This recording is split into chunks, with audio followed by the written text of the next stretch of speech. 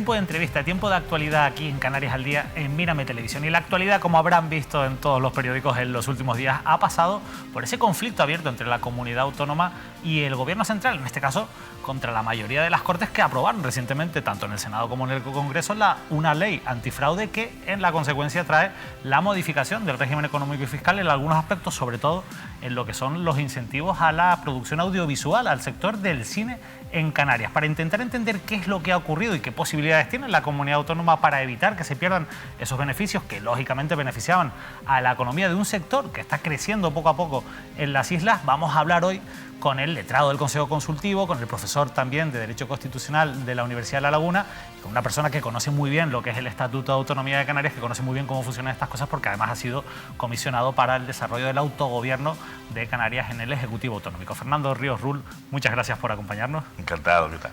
Vamos a hablar un poco, de entrada hemos hablado mucho del REF, de este régimen económico y fiscal, pero vamos a intentar entenderlo, porque todavía ese sigue siendo una materia bastante compleja. ¿Qué es el REF, Fernando? Pues el REF no es más ni menos que un conjunto de medidas que tienen por finalidad el desarrollo económico y social de Canarias. Y es un régimen secular en el sentido de que se empieza a legislar para Canarias prácticamente desde la conquista de Canarias por parte de Castilla, y que en estos 5 siglos pues ha ido cambiando con la coyuntura, y digamos que ya toma forma jurídica tanto con la ley de Puertos Francos de 1900 y definitivamente con la ley de régimen económico y fiscal de 1972, es decir, incluso con carácter previo a la Constitución española, que lo recoge en la disposición adicional tercera, y después el Estatuto de Autonomía lo desarrolla. Es decir, es un régimen que está protegido a máximo nivel, tanto por la Constitución como por el Estatuto de Autonomía, y que intenta pues adaptar las normativas económicas y fiscales a nuestras circunstancias de lejanía y de insularidad. Esto coloquialmente se llama o se dice que es nuestro fuero, ¿no? Como el que tienen otras comunidades del norte peninsular, sí, por ejemplo. Pero hay una diferencia sustancial, que en los fueros vascos y navarros son unos fueros que las propias instituciones vascas y navarras han ido adoptando ellos mismos a lo largo de los años. Sin embargo, en el caso nuestro son las instancias centrales, el Estado, quien ha ido aprobando esa legislación. Y precisamente lo que intenta hacer la Constitución y el Estatuto es que ese régimen no se cambie por esas instancias centrales sin el conocimiento y el visto bueno nuestro, ¿no?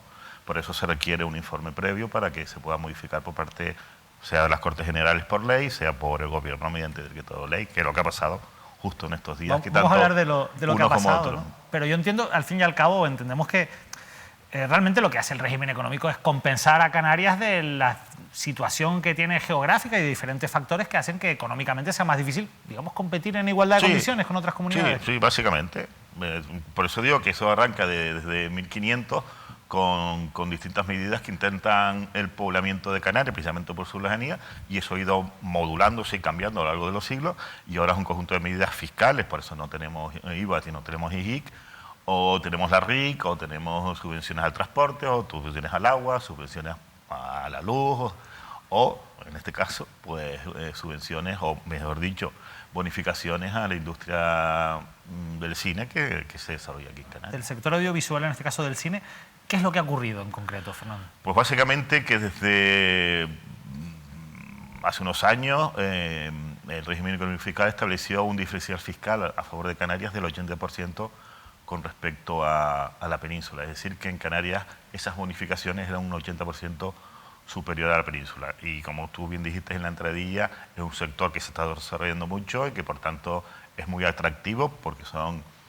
superproducciones internacionales con muchos millones de inversión, y por tanto lo que se trata es de que esa inversión se traiga a Canarias, porque es un territorio, todos lo sabemos, con unos, por lo menos, platones naturales muy importantes, y eso también genera a su vez pues muchos puestos de trabajo bueno, pues extras, decorados, cámaras.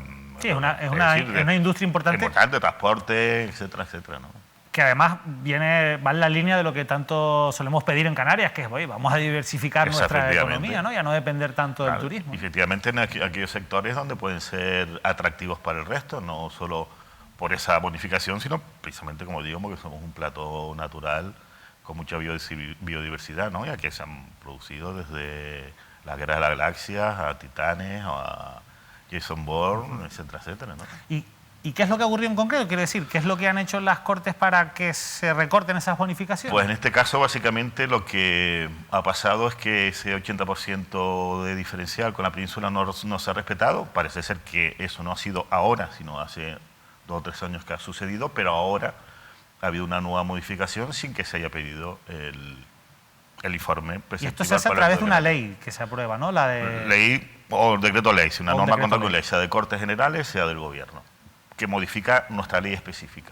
Y en este caso se ha hecho a través de una ley que va contra el fraude fiscal, si no me equivoco. Sí, una ley que no tenía nada que ver, pero precisamente para... Pero es que eso llama la atención, ¿no? ¿Y por qué? Bueno, es una técnica normativa mala, pero muy habitual, que es utilizar otras leyes para resolver cuestiones urgentes, ¿no?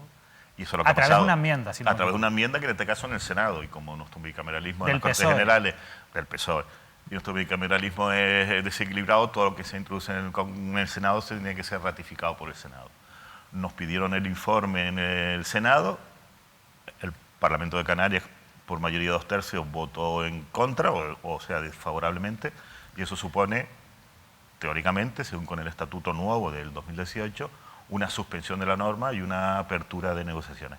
Pero en vez de sacar esa enmienda de la ley, se aprobó, y por tanto tenemos en vigor una norma en contra de lo que dice el estatuto, y por tanto se ha producido un conflicto, una vulneración de nuestro régimen. Entiendo, por tanto, por esa lógica que acaba de explicar Fernando, que cuando se pronuncia el Parlamento en contra, automáticamente esto no se tenía que haber votado en el Congreso, se tenía que haber sacado este apartado, digamos. Porque precisamente esa es la novedad, una de las novedades del Estatuto de 2018, que por primera vez se ha puesto en marcha un mecanismo que no existía antes, que es que si 2/3 del Parlamento de Canarias, es una mayoría muy cualificada, se pronuncia en contra de una modificación, esa modificación no entra, se queda suspenso, con la finalidad de que la Comisión Bilateral Estado-Comunidad Autónoma se formalice y negocie durante 2 meses. Aquí lo que han hecho es, lo escuchaba a Pedro Sánchez el otro día en el Congreso, muy sutilmente, porque pasaba bastante de puntillas por este asunto, pero también lo comentaba la portavoz Patricia Blanquer, que es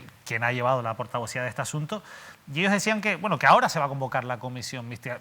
Esto contradice un poco lo que usted estaba diciendo, es decir, la comisión mixta se tenía que haber convocado antes de que se aprobase la modificación, entiendo. Claro, ahora se va a convocar a posteriori, ¿eso para qué sirve? Para nada, obviamente, si ya está aprobado, obviamente no va a tener ninguna virtualidad. Es verdad que les pudo haber cogido de sorpresa este mecanismo protector o garantía del res no lo tiene ninguna otra comunidad autónoma, ¿no? El Fuero Vasco y el Fuero Navarro se negocia de otra manera, de gobierno a gobierno, y por tanto tiene otro cauce. Incluso eso se intentó meter en el estatuto, pero o sea, que en un estatuto uno propone una cosa y al final salen otras. Pero bueno, lo que salió fue, como estamos diciendo, que si se produce ese informe desfavorable por esa mayoría tan grande de 2/3, automáticamente se suspende la norma, o así no puede entrar en vigor, y se convoca la comisión para negociar. No se ha producido, eso ya por tanto es una infracción de nuestro ordenamiento jurídico, con independencia de que haya voluntad política de intentar arreglarlo, ya veremos claro, si se arregla o no. Pero es una vulneración flagrante, ¿no? Voluntad política de intentar arreglarlo. ¿Cómo se puede arreglar esto? Bien, obviamente una de las intenciones para que el estatuto estableciese una nueva forma de negociar era evitar el todo o nada, porque el todo gana siempre va a ganar el Estado. Claro.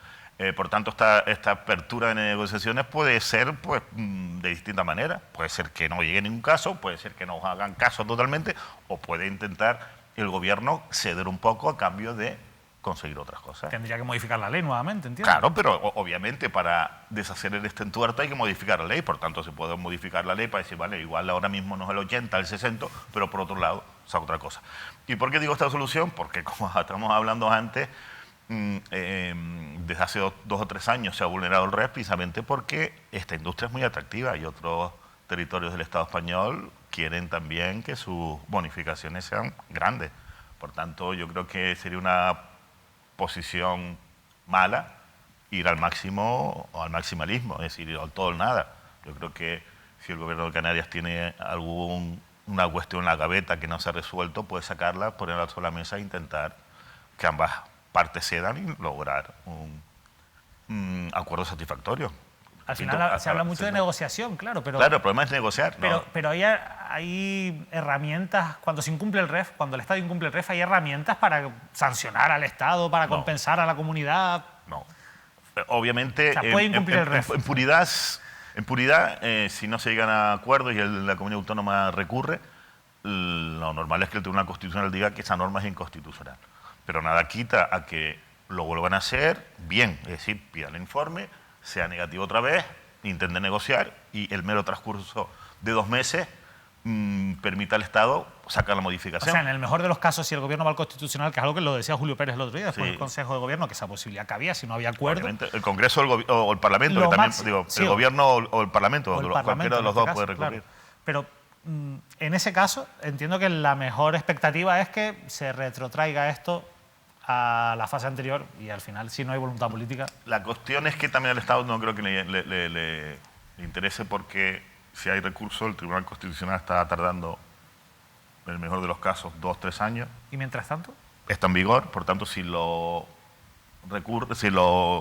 retrotrae, si lo declara inconstitucional, igual le deshace las cuentas 2 o 3 años. O sea que el Estado también puede tener algún perjuicio. Por eso, como decimos los juristas, más vale un mal acuerdo que un buen pleito, ¿no? Claro, porque quizás ahí, si se aplican unas deducciones que después al Constitucional retrotraer, claro, puede generar una cierta inseguridad jurídica, entiendo, en ese momento, ¿no? Y no tantos los que se ven favorecidos,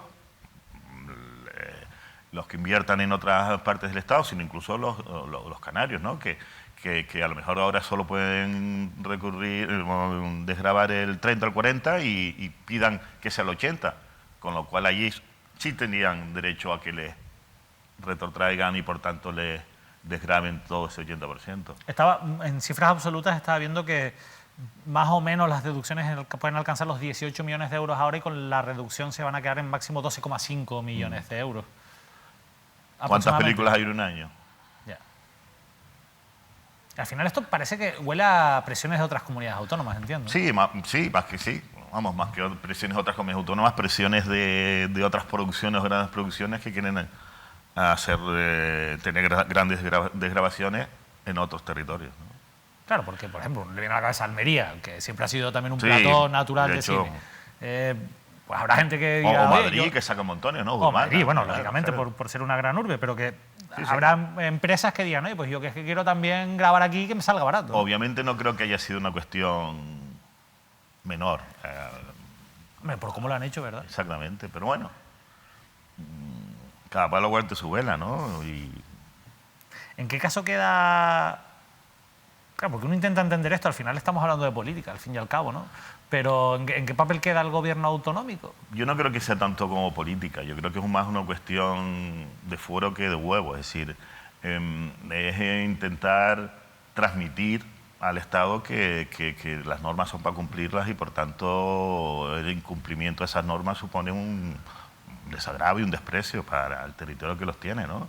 Se suele decir que los fueros o el REF canario no es un privilegio, viene forjándose, como dije, a lo largo de 5 siglos y por tanto es un instrumento que todo el mundo ha reconocido muy importante para superar esos hándicaps que supone la lejanía y la insularidad, y por tanto lo que queremos un poco de respeto y que por lo menos se cumplan con los cauces, con los trámites que están establecidos en el Estatuto de Autonomía, que el Estatuto no es cualquier norma.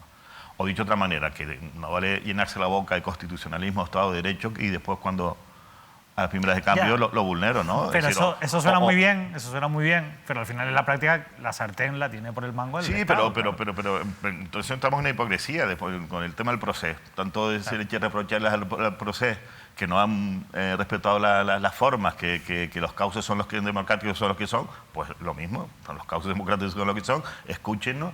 Y una vez que se cumplan las normas, pues bueno, si la norma ahí le da una salida que legal y por tanto plenamente ajustada a derecho, pues la hagan, pero de la otra forma supone pues desdecirse de ese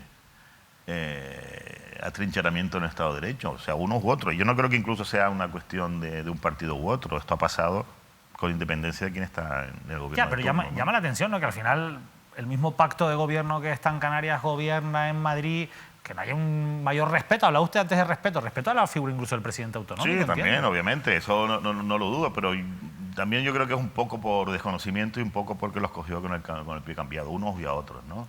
No creían ni unos que otros que la bola iba a ser tan grande y que, bueno, la polémica haya llegado, pues bueno, a donde ha llegado en los medios de comunicación, que es verdad que unos u otros lo han intentado maximizar y otros minimizar, que es el juego de la política, pero yo creo que desde el punto de vista institucional es grave, ¿no? Y hay que decirlo, con independencia de cuáles sean los efectos políticos, es grave ese incumplimiento del REF porque desde las instituciones no se puede dar ese ejemplo de incumplir cuando me da la gana las normas y cuando me favorecen las cumplo y cuando no me favorece pues las incumplo, ¿no? ¿Cuántas veces se ha incumplido el REF en los últimos años? Yo creo que en estos 40 años de desarrollo de estatuto más de 20, ¿no? En recursos ante el Tribunal Constitucional yo he contabilizado más de 10 y eso que no todas las veces se ha recurrido, ¿no? Por tanto, como digo, es una práctica habitual y una falta de respeto a nuestros derechos históricos. Si los que gobiernan, a ver cómo le planteo la pregunta, si los que gobiernan aquí son del mismo color que los que gobiernan en Madrid, que al final son partidos nacionales, no consiguen ese respeto, ¿usted cree que se respetaría más si hubiera partidos nacionalistas fuertes en las Cortes de cuyo voto dependiese la estabilidad del gobierno nacional? A la práctica me remito, ¿no? O a los hechos me repito, a la experiencia me repito, cuando Coalición Canaria tenía grupo parlamentario y dependía el gobierno de Aznar, pero obvio que Canarias consiguió muchas cosas, ¿no? El REF no se tocaba en esa circunstancia. Se tocaba muy poco, de hecho, me acuerdo que había algún conflicto y de hecho se tuvo que reconducir sobre la marcha porque 4 votos en una mayoría ajustada son muchos votos, ¿no? Ya, lo que pasa es que Nueva Canarias está allí también en el Congreso y bueno, gobierna en Canarias, sí. ¿no? Por eso decía yo muchas veces, no es ¿no? un problema tampoco de mayorías o de partidos, ¿no? Es más de coyunturas, ¿no? Pero bueno, también ha dicho Nueva Canarias que está en contra, ¿no? Y de hecho ha liderado en el seno del gobierno esa postura en contra, no en el seno del Parlamento, ¿no? Que fue quien emitió el informe favorable a esa mayoritaria, incluso se asumó el Partido Socialista, incluso el gobierno está anunciando, como dijiste antes, que en caso de que no solucione lo recurrirá. Bueno, yo creo que esa es la postura razonable. Es la postura razonable, pero al final, perdona que insista, pero es como la impotencia, ¿no? Es decir, esto al final es que está muy bien, pero de cara a la galería, porque al final la práctica pues no va a servir de mucho, ¿no? No sirve de mucho porque no se planteó del todo bien en el estatuto. Como dije antes, en el estatuto se intentó ser mucho más firme, ¿no? Incluso alargar más las mayorías con la necesidad de llegar a acuerdos. Esa mayoría de 2 meses en el estatuto que se mandó a Madrid en el año 15 era de 6 meses. Y 6 meses para un Estado no poder hacer una cosa era un tiempo suficiente como decir, vamos a ir a un acuerdo. Que 6 meses bloqueada una norma puede traer prejuicios, ¿no? Y por tanto, ahí en ese seno, es decir, era una postura entre que la postura del Parlamento de Canarias no fuese vinculante totalmente para el Estado, pero que el Estado no pudiese hacer otra cosa, o cualquier cosa. Y por tanto se establecía un plazo de 6 meses para llegar a un acuerdo. Y digo, y repito, si un gobierno quiere hacer una cosa y si no llega a un acuerdo tendrá que esperar 6 meses, es un palo político. Por tanto, ahí donde estaba ese, digamos, punto intermedio de decir, bueno, pues si no quieres negociar, vas a estar 6 meses sin poder hacerlo. Pero con lo que costó aprobar ese estatuto también, o con lo que cuesta al fin y al cabo aprobar un estatuto de autonomía, pero, es una oportunidad perdida, al fin y al cabo. Sí, en ese tema, en el tema de las aguas, hay 3 o 4 cosas que todavía lo mandamos bien a Madrid, pero vino el tío Paco con las rebajas y nos metió un afeitado al estatuto importante. Es verdad que se vendió bien porque en el balance las cuestiones, el paso adelante era evidente, pero no eran todas las aspiraciones que teníamos. Y eso que se planteó un estatuto ya consensuado, porque lo que se mandó en Madrid en el 15 vino consensuado con todas las fuerzas políticas canarias, es decir, ni siquiera fue un estatuto nacionalista que digamos que fue el gobierno en ese momento de Paulino Rivero el que se puso bravo y mandó un estatuto plenamente nacionalista. No, en el seno del Parlamento se negoció y básicamente sin, no sé si fue Ciudadanos por un lado y Podemos por cuestiones menores, las 3 o 4 fuerzas políticas principales respaldaron ese estatuto que, repito, después fue afeitado un poco en Madrid. Le preguntaba antes si, bueno, ya intuía la respuesta de que si esto cambiaría si hubiera un grupo nacionalista fuerte en las Cortes. Pero le voy a preguntar algo parecido. Usted ha sido comisionado para el desarrollo del autogobierno y las relaciones institucionales. Si ese cargo que ya no existe siguiera existiendo, ¿esto se podía haber evitado o se podía haber canalizado por esa vía? No lo creo. El cargo no existe, pero las competencias sí existen. Yo Claro. no me inventé ninguna competencia. Esos otros órganos de la comunidad autónoma. Hombre, pero había lo una hacen. figura que estaba... Sí, que estaba Sí, velando, precisamente. por decirlo así. Con esta pandemia y con este gobierno es obvio que el autogobierno no es una prioridad. No es una prioridad. No es una prioridad. Y eso no hace falta ser muy avispado para saberlo, ¿no? Es verdad que Nueva Canarias está intentando tener una postura nacionalista, pero se lo come el ámbito en el que está, que es Hacienda, ¿no? Y es verdad que con todo lo que está llegando, incluso con todos los millones que hay que gestionar adecuadamente en Madrid, que tenemos una oportunidad histórica de gastarlo bien y sería un fracaso como comunidad, como sociedad, no gastarlo, gastarlo mal. Esto es un poco lo que decía distintas. Pedro Sánchez el otro día en el Congreso. Si es que le hemos dado más millones a Canarias que nunca, no sé si por las circunstancias o por lo que sea, pero claro, al final también se Hombre, nos ha dado más millones que nunca porque estamos en la oposición peor que nunca. Claro, Tampoco, lógicamente. tampoco nos están dando limosna, me parece a mí, ¿no? Y tampoco... Eso me acuerda que yo también estuve unos meses en el Congreso que pedíamos algo y dice, pero sí le he dado un montón, pero vamos a ver, vamos a ser serios, ¿no? Por lo menos serios. Pero es clave lo que decía, ¿no? De que al final, por mucho dinero que te den, si después no se gestiona de manera eficiente, y eso es algo que le preocupa a mucha gente aquí. Sí, no, yo creo que es una prioridad absoluta. Si no ¿Tenemos absoluta, capacidad importante. para gestionar esa? Yo creo que sí, yo creo que, vamos, que estos 40 años de autogobierno y ejercicio de la autonomía nos ha dado experiencia, nos ha dado madurez para poder gestionarlo bien. Y espero que todos estemos a la altura de las circunstancias, ¿no? Sería, repito, un fracaso como comunidad. Si no creemos en esto, mejor cerrar el chiringuito y que lo gestionen de Madrid. Si estamos pidiendo mejores competencias o más autogobierno es porque creemos que somos capaces de hacerlo bien, ¿no? Pero ¿y usted cree que, vale, ahora no es el momento, pero que hay camino todavía para desarrollar un mayor autogobierno? ¿Hacia dónde cree que va este Estado? ¿Usted cree que vamos a hacer un Estado federal finalmente? ¿Acabaremos en ese camino? No, porque medio país no lo quiere. Es decir, hay... Bueno, los bloques de derecha e izquierda, uno quiere recortar la autonomía, otro quiere profundizar en otra. Estamos todavía... Esa polarización que existe tan fuerte, ¿cómo está afectando a todo esto? Bueno, está afectando bastante. De hecho, está frenando las reformas que quería hacer el gobierno de Sánchez, ¿no? con Podemos, ¿no? Que era una España plurinacional, que era intentar buscar un Estado asimétrico en función de los hechos diferenciales.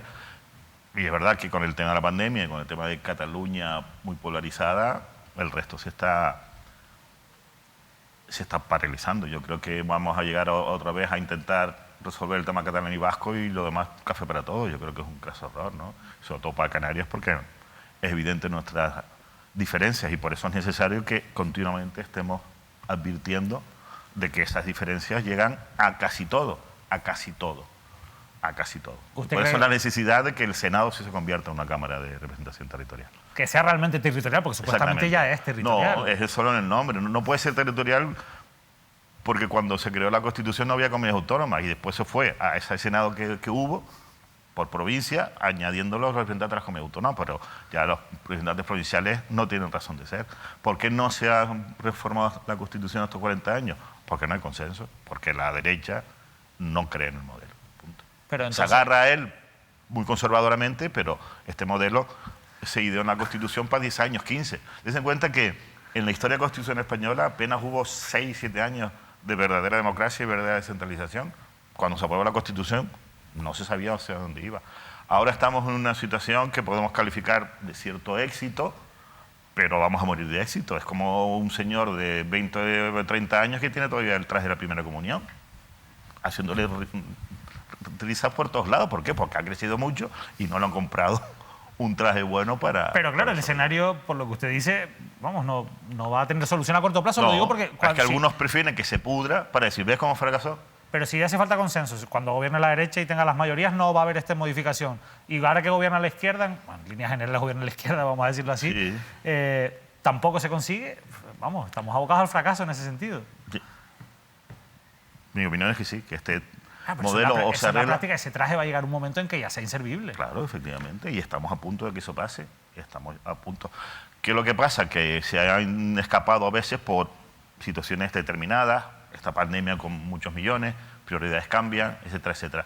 Pero digamos que ha sido una huida hacia adelante continua y que no se han cometido las reformas que se requieren. Y además hay un consenso académico total sobre la necesidad de acometer esas reformas, pero absoluta. Es decir, todos, la profesión académica, los catedráticos de Derecho Constitucional, Derecho Administrativo, claman desde hace 10 o 15 años de la necesidad de una reforma urgente. Ya Zapatero le pidió al Consejo de Estado en 2007-2008 un informe que fue de 300, 400 páginas sobre esa reforma. Y esa reforma, o sea, hace ya 15 años de eso. Y ya en ese momento era urgente. Fernando Ríos, la verdad que nos hemos quedado sin tiempo. Me parece muy interesante esta entrevista. Yo le agradezco que haya vuelto a sentarse aquí con nosotros. Pero hay dos cuestiones que yo le voy a preguntar sí o sí antes de despedirle. La primera es, ¿usted cree que hay vías o posibilidades para una unión del nacionalismo canario de cara a 2023? Obvio que sí. Sobre el papel es obvio que sí. ¿Y usted cree que se va a hacer en la práctica? Sí. Depende de si le ven las orejas al lobo. Si ven que los resultados por separado van a ser peores que ir juntos, yo creo que al final va a haber un acuerdo. Ya, si ven que no, pero eso suena que entonces es un acuerdo de intereses muy particulares y no de un interés general. Desgraciadamente la historia del nacionalismo ha sido una historia de personalismo, con lo cual quizás la próxima generación, la próxima la mía, la siguiente la mía, pueda conseguirlo porque no está en esas cuitas personales, pero ahora mismo hay algunos personalismos que impiden una auténtica unificación del nacionalismo. Pero en cualquier caso hay bases ideológicas para hacerlo y por tanto hay una sociedad civil que estamos abogando porque eso sea posible. Es decir, que el nacionalismo no se quede solo en las instituciones, sino que vea que la sociedad le exige que eso sea así. Es decir, que el nacionalismo no se quede como digo, en las instituciones, sino que vea que la sociedad exige que haya un canarismo consecuente, responsable y que guíe a este pueblo hacia la prosperidad, que es lo único que se quiere, en el fondo. ¿Vamos a verle en algún proyecto político a corto plazo? No. ¿Seguro? Y a mí, sí, prácticamente seguro. Pude hacerlo en las últimas y no me interesó precisamente porque creo que es más necesario sociedad civil que estar en las instituciones. O sea, en 2019 tuvo alguna oferta, vamos a decirlo sí. así. El Partido Nacional de Coalición Canaria, entiendo. No. Pero bueno, no es lo de menos. Pero bueno, lo de menos, repito, creo que es más necesario ahora mismo sociedad civil que gente en las instituciones, porque gente en las instituciones va a haber siempre. Y sociedad civil es la que es necesario articular para que presione a esos cargos o a esos líderes partidistas en la necesidad de una confluencia nacionalista. Pues Fernando Ríos, la verdad que no me va a decir qué partido le hizo la oferta política, no. Así que yo le voy a despedir ya. De verdad, muchísimas gracias por habernos acompañado. Ha sido un placer. Nos ha aclarado bastante en qué consiste ese conflicto del RES, pero esto también nos ha servido para hablar de otros asuntos que siempre son interesantes comentar con usted, de verdad. Un placer. Gracias a ustedes. Fernando Ríos ha estado hoy con nosotros. Nosotros nos despedimos. Como saben, ya hemos ampliado la programación de Canarias al Día al menos durante este mes de julio, porque necesitamos seguir informándoles, porque hay muchas cosas de las que hablar, porque hay muchas cosas de las que preguntar. Por eso volvemos mañana a las 8:30 con más entrevistas. Así que no se lo pierdan, que pasen una feliz noche.